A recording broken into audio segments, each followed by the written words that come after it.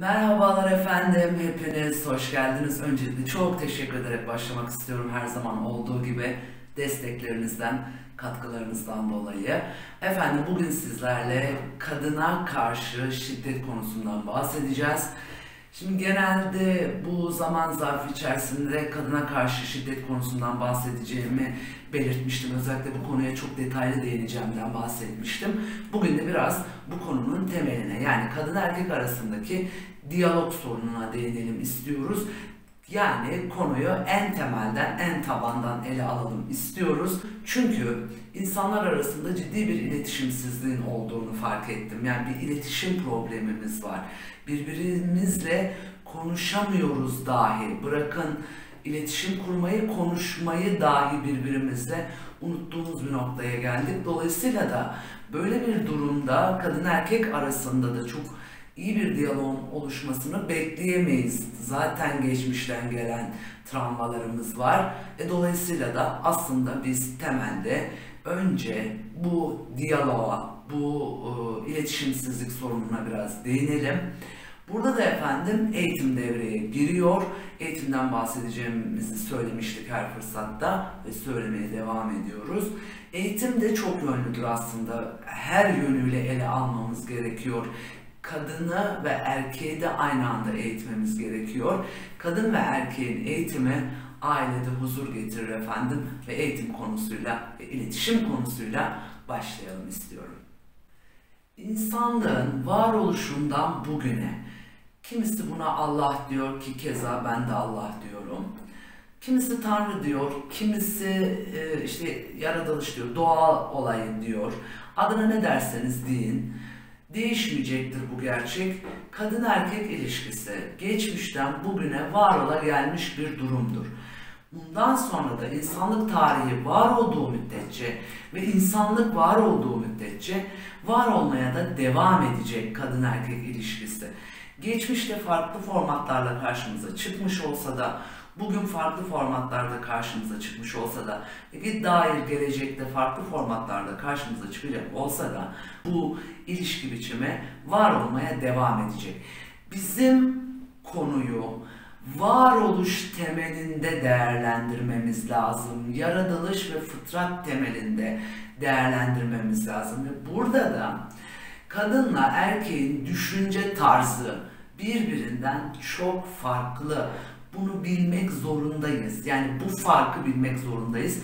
Buna da ayrıca değineceğim. Yani birbirinden kadın erkek eşit mi, farklı mı tartışmaları da çok yapılıyor kamuoyunda. Farklı, efendim farklıyız. Yani ne yaparsanız yapın, ne yaparsak yapalım farklıyız. Biyolojik olarak da farklıyız, fiziksel olarak da farklıyız, düşünce yapısı olarak da farklıyız. Farklılıklarımızla güzeliz zaten. Farklı olduğumuz için bugün bu kadar bu sorunsal karşımıza çıkıyor, iletişim bozuklukları karşımıza çıkıyor. İster istemez bu farklılıkları göz önünde bulundurmak zorundayız efendim. Tabii bu farklılıkları da gündelik hayatımızda görüyoruz, gözlemliyoruz ister istemez. Günlerden bir gün Eminönü, o Tahtakale yokuşunu bilenler bilir. Eminönü'nde yürüyorum, hava da çok güzel, böyle güzel de bir hava var. Önümde 2 tane 20'li yaşlarda delikanlı, onların önünde de 3 tane genç kız. Tabii haliyle delikanlılar genç kızların ilgisini çekmeye çalışıyor ve kendi aralarında konuşuyorlar. Kendi aralarında böyle bir diyalogları da var. Hafiften bir argo ifadeler de kullanılıyor. Şimdi onların diyaloğunu fark edince adımlarımı yavaşlattım, kulak kabarttım oraya bir ne oluyor orada diye. Gençler kendi aralarında aynen şu şekilde konuşuyor. İfadeler de kaba dediğim gibi argo ifadeler kullanılıyor. Kızları çağırsak gelmezler mi? Teklif etsek kabul etmezler mi? Şeklinde bir konuşma var. Tabii bu esnada kızlar bunları duyuyor, bu konuşmaları kızlar duyuyor, adımlarını hızlandırmaya başladı kızlar. Bunun ardından bir kere kabul etseler ne olur ifadesi gelince kızlar adımlarını iyice hızlandırdı, koşarak oradan uzaklaşmaya başladılar ve uzaklaştılar. Gençler de başka bir yöne yöneldi, böyle bir dağıldılar. Şimdi burada aslında ilk etapta bakıldığında gayet masumane bir gençlik duygusu da denilebilir aslında. Yalnız ifade biçimi kızlar tarafından da taciz olarak algılandı ister istemez. Şimdi efendim bu örnekten de anlaşılacağı üzere 3 tane entelektüelin kadınlar kimsenin malı değildir sözüyle açıklanacak ve izah edilir bir durum değil bu. Kadın erkek ilişkisi dünyada, Türkiye'de özellikle kendi ülkemiz açısından konuşuyoruz. Türkiye'de çok beyefendi insanlar yaşamıştır. Çok mübarek, mütedeyyin insanlar yaşamıştır. Çok mübarek, mütedeyyin hanımefendiler yaşamıştır. Beyefendiler yaşamıştır. Onları nereye koyacaksınız? Yaşamaya da devam ediyorlar. Onları nasıl değerlendireceksiniz? Hatta kadın erkeğe göre daha mübarektir de diyebilirim. Çünkü varoluş onun rahminde başlıyor. Yani kadın rahminde yaratılış başlıyor. Rahman sıfatıyla aslında. Doğayı incelediğimizde ve doğaya baktığımızda her şeyi dişil olanın rahminde demlenerek var oluyor. Dolayısıyla burada dişilin varoluşun aslında temelini oluşturduğunu da bilmemiz lazım. Bunu öyle basit kelimelerle, basit sloganlarla açıklayamayız. Detaya inmemiz lazım. İşte o detaya indiğimizde de eğitim devreye giriyor. Eğitim bu noktada devreye giriyor efendim. Eğitim dediğimizde de öyle basitten bir eğitim diyemeyiz. Eğitimi de detaylandırmamız lazım. Yani açmamız lazım bu konuyu. Eğitimi her açıdan değerlendirmemiz gerekiyor. Kadın erkek diyaloğu, ilişkisi, taciz kavramlarını ayrı değerlendirmemiz lazım. Kadının kılık kıyafetiyle ilgisi var mı yok mu ayrı değerlendirmemiz lazım. Bu arada tabii toplumsal tabuları da değerlendirmemiz lazım. İşte günah kavramı, ayıp kavramlarını nerelerde kullandık, nasıl konumlandırdık. Bunların da ayrıyeten değerlendirilmesi gerekiyor. Şimdi yanlış bilgilerimiz çok fazla bu konuda. Yanlış bildiğimiz kavramları yeniden gözden geçirmemiz gerekiyor. Yalnız bu örfümüzden, adetlerimizden uzaklaşalım anlamına gelmiyor.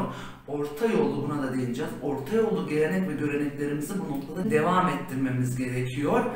Bunu da ayrıca değerlendirmeye almamız lazım gelenek görenekleri. Çünkü çok detaylı ve derinlemesine bir konu bu aslında. Burada özellikle günümüz koşullarında örnekte de olduğu gibi, dediğim gibi yani kızlar orada bu laf atmayı bir taciz olarak değerlendirdi ki bunu bir erkeğe de sorsanız, mesela baba rolünü üstlenen bir erkeğe de sorsanız taciz olarak değerlendirir. Ama çocukların niyeti kötü de değildi. Burada da böyle bir diyaloğun da gelişmesi lazım. Yalnız Türkiye'de tacizle kadın erkek ilişkisi arasında ince bir çizgi var. Buna da değineceğiz. Burada özellikle taciz konusuna değinelim yeri gelmişken. Türkiye'de fiziksel taciz belki nadiren rastlanan bir durumdur, az rastlanan bir durumdur. Yalnız fiziksel tacizin dışında psikolojik ve sözlü tacize ben uğramadım diyen kadın sayısı çok azdır. Yani nadirdir. Kadın bunu gizliyordur şayet, eğer böyle bir duruma uğramadığını belirtiyorsa da gizliyordur. Çünkü bu kadın açısından açıklanabilir, anlatılabilir bir durum değil. Sırf kadın olduğu için bu tacize maruz kalıyor çünkü. Bu çok anlatılabilir bir durum değildir. Çok ağır vakalar söz konusu olduğunda kamuoyuna yansıyor. Gerçi kadınlar da artık bir ölçüde bunu ifade ediyorlar. Artık çekinceleri de çok fazla kalmadı kadınların. Bu rahatlıkla ifade ediliyor. Ama öyle rahat anlatılabilecek bir şey değildir kadın açısından. Toplumsal baskının burada rolü büyüktür. Biz hala bazı şeyleri aşmış bir toplum maalesef ki değiliz. Dolayısıyla da burada böyle bir durum var tacizle ilgili. Yalnız tacizin dışında, yani işte o ince hassas çizginin de oluşması gerekiyor. Yani kadınla erkek arasındaki ilişki diyaloğunun da gelişmesi gerekiyor. İşte taciz kavramının da burada rolü devreye giriyor aslında. İkisi arasında ince, kırmızı bir çizgi var. O çizgi aşıldığında kadın bunu taciz olarak algılayabiliyor. Konuştuğumuz birçok erkek de zaman zaman, örnek veriyorum, bunun bir taciz olmadığını, niyetinin kötü olmadığını, bir arkadaşlık teklifinde sadece bulunmak istediğini ifade eden erkekler de var. İşte burada devreye şu giriyor: ne söylediğiniz değil, nasıl söylediğiniz önemli. İşte o önemi bizim ortaya koymamız gerekiyor. Burada da eğitim devreye giriyor efendim. Varoluş temelinde değerlendirdiğimizde özünde insanın doğasında erkeğin kadına ilgi duyması, kadının da bu ilgiye aynı ölçütle olumlu karşılık vermesi anormal bir hareket değil aslında. Normal bir hareket. Doğal olan bu. Burada aksi söz konusu olduğunda zaten kadınla ve erkeği bir araya getiremeyiz. Bizim asıl problemimiz kadını ve erkeği bir araya getirirken iletişim kurması ile taciz arasındaki o hassas teraziyi, o ince noktayı doğru konumlandırabilmek. Özellikle o çizgiyi doğru konumlandırabilmek. Burada da daha önce bahsettim, işte kadının bunu hangi noktada taciz olarak algılıyor, hangi noktada ilişki teklifi olarak algılıyor. Yani bunu doğru konumlandırmamız lazım. Şimdi maalesef ki Türk'ün erkeği bu konuda çok başarılı değil. Hatta incelediğimiz birçok vaka, konuştuğum birçok insanı göz önünde alırsak şöyle de bir durum ortaya çıkıyor. Görücü usulü evlendirilen erkek sayısı daha fazla. Açık konuşayım, erkek sayısı daha fazla. Ama şöyle de bir durum var, hani ben bunu her fırsatta da söylüyorum. Belki de evlendirilmeseler de bir erkeğin bir kadını evliliğe ikna edebilmesi de kolay bir şey değil. Bu bizim toplumumuz açısından bunu söylüyorum. Çünkü bir iletişimsizlik problemi var. Türk'ün erkeği henüz kadının cinsel organının eli gibi, ayağı gibi, gözü gibi, burnu gibi bir organı olduğunu, bir parçası olduğunu çok idrak edebilmiş değil. İdrak edemedi henüz. Çantada falan taşıyor, cebinde falan taşıyor zannediyor. Yani çocukların örneğinde de olduğu gibi. Bu böyle bir düşünceye sahip olan erkek sayısı da azımsanmayacak kadar toplumda çok. Daha önce bahsettim, yani genelleme hiçbir zaman yapamayız ve hiçbir şekilde genelleme yapamayız. Yalnız konuştuğum insan sayısına bakıldığında da bu azımsanmayacak kadar çok. Şimdi bu düşünce tarzıyla, bu düşünce yapısıyla bir erkeğin bir kadınla iletişim kurması da sanıldığı kadar kolay değil efendim.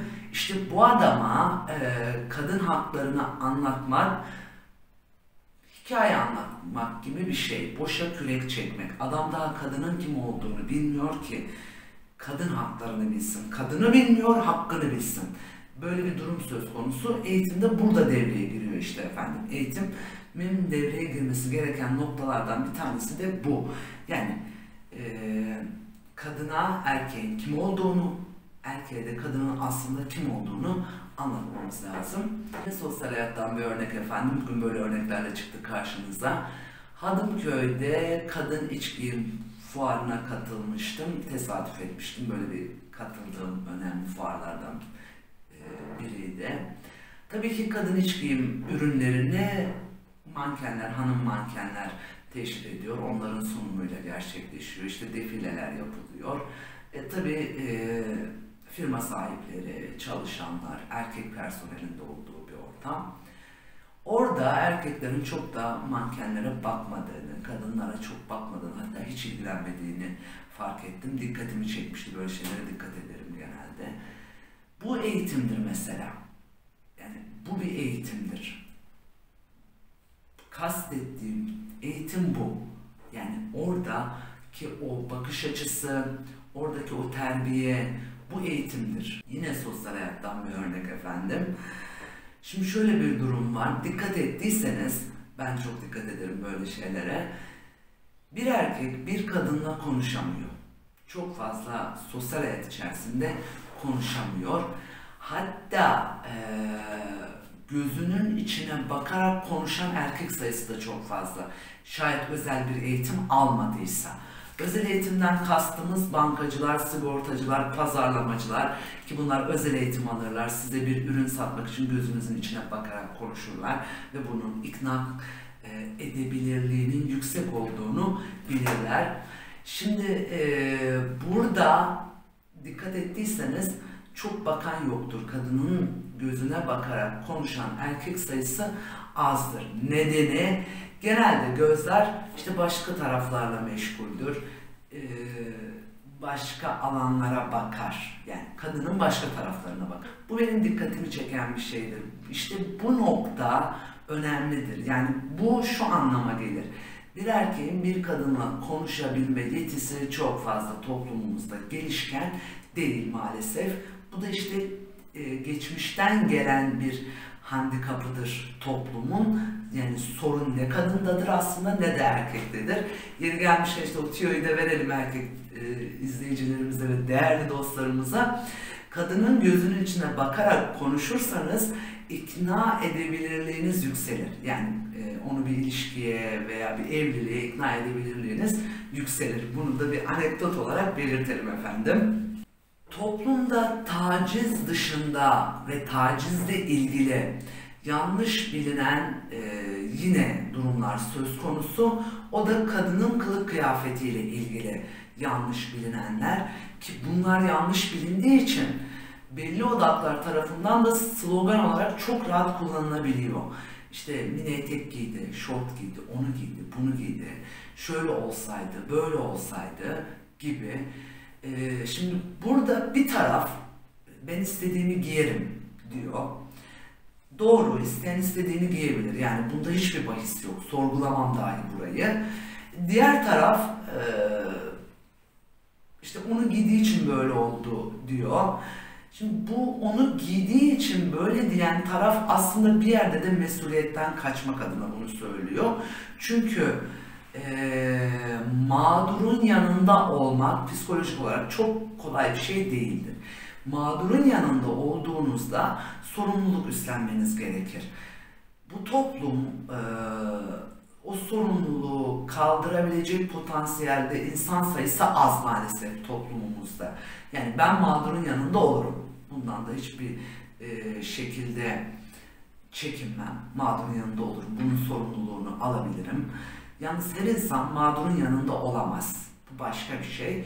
Dolayısıyla orada da işte o öyle yapmasaydı da böyle yapsaydı, öyle olmasaydı da böyle olsaydı diyerek aslında kendini bir noktada psikolojik olarak rahatlatmayı hedefler. Yani kendini rahatlatmayı hedefler.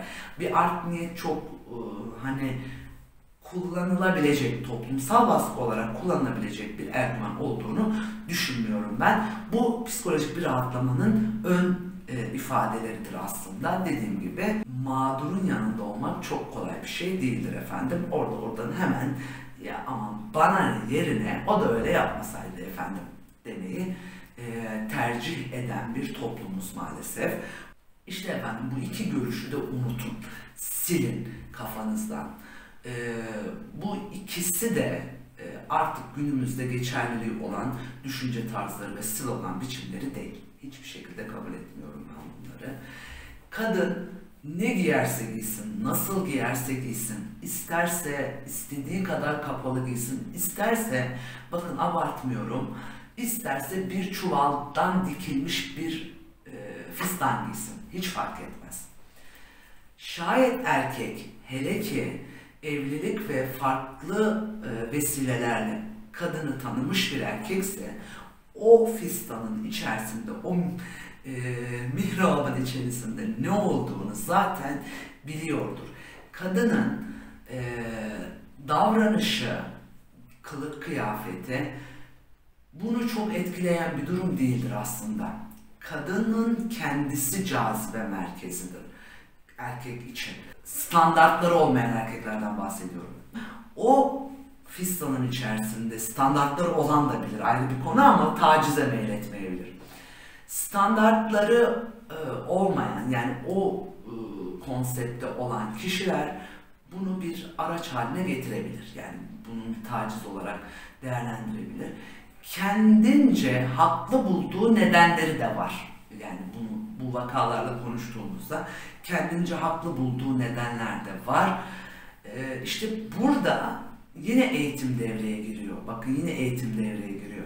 Bizim kadına sorunsalın bu olmadığını, erkeğe de sorunsalın bu olmadığını, kadına böyle yaklaşmaması gerektiğini anlatmamız lazım. Şayet niyeti bir ilişki teklifi ise anlatmamız lazım. Kadına da sorunsalın kılık kıyafeti ya da şusu busu olmadığını, kadın kimliğinin cazibe merkezi olduğunu anlatmamız lazım. Şimdi burada şöyle bir durum söz konusu. Kadın olmak, tacizle açık olmak mı anlamına gelir mi bu derseniz, hayır, böyle bir şey söz konusu değil. Asla bunu kastetmiyorum. Yalnız kadının böyle bir olgusu var maalesef toplum içerisinde. Kadın olması bir cazibe merkezi olması anlamına gelmesinden kaynaklanan durumlarla da karşılaşıyoruz, ister istemez efendim. Öte taraftan kılık kıyafetle ilgili Osmanlı arşivlerinde ve İslami kaynaklarda da veriler var bizim açımızdan değerlendirmemiz gereken. Şimdi burada şöyle bir durum söz konusu.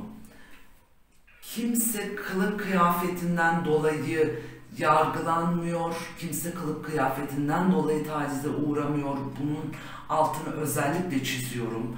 Başta da belirttiğim gibi, yani o aralığı anlatırken de belirttiğim gibi. Yalnız arşivlerde, Osmanlı arşivleri ve İslami kaynakları incelediğimizde şöyle bir durum var orada da. O dönemin şartlarında ve o dönemin koşullarına uygun kıyafet biçimleri belirlenmiştir. Orada da şöyle ifadelere rastlamaktayız. En belirgin ifadelerden biridir bu. Aynen aktarıyorum size. Siz öyle bir giyinin ki kimin kızı, kimin eşi, kimin annesi olduğunuz anlaşılmasın. Bu sizin için daha hayırlıdır. Esvabınızdan dolayı ahalinin size hal ve davranışı değişmesin.